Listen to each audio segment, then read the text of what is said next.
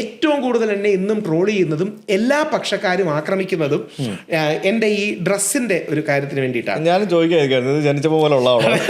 ഇത് ഞാൻ ഡിസൈൻ ചെയ്യുന്ന ജാക്കറ്റാണ്. ഞാൻ ഇതേപോലെ ബ്ലാക്കിലും കാമോഫ്ലാഷിലും ഡിസൈൻ ചെയ്യുന്നുണ്ട്. ഞാനൊരു ചോദ്യം തിരിച്ചു ചോദിച്ചുകൊണ്ട് തുടങ്ങാം. അങ്ങയുടെ ഇന്റർവ്യൂ തിരിച്ചു ചോദിച്ചുകൊണ്ട് നമ്മൾ സ്കൂളിൽ പോഡ്കാസ്റ്റിൽ തിരിച്ചു ചോദിച്ചുകൊണ്ട് തുടങ്ങാം. നമ്മുടെ മക്കളും സ്കൂളിൽ പഠിക്കുന്നത് ഈ ഇന്ത്യയുടെ ഫ്ലാഗ് ഇതാണ്. ഇതിൻ്റെ കളർ കോഡ് എന്ന് പറഞ്ഞ് നമ്മൾ പഠിക്കുന്നത് ത്യാഗവും ധീരസന്നദ്ധതയുമാണ് കുങ്കുമം, വെള്ള സമാധാനം, പച്ച ഫലഭൂയിഷ്ഠത. നമ്മൾ സ്കൂളിൽ പഠിക്കുന്നതാണ് അല്ലേ. ഇതിങ്ങനെ അല്ല.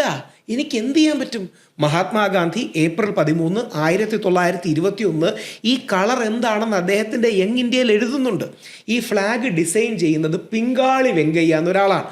ഈ ഫ്ലാഗിൻ്റെ കളർ കോഡ് പറഞ്ഞു കൊടുക്കുന്ന മഹാത്മാഗാന്ധിയാണ്.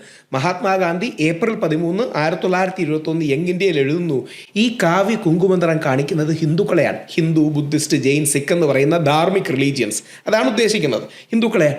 ഈ വെള്ള കാണിക്കുന്ന ക്രിസ്ത്യാനികളെയാണ്. ഈ പച്ച കാണിക്കുന്ന മുസ്ലിങ്ങളെയാണ്.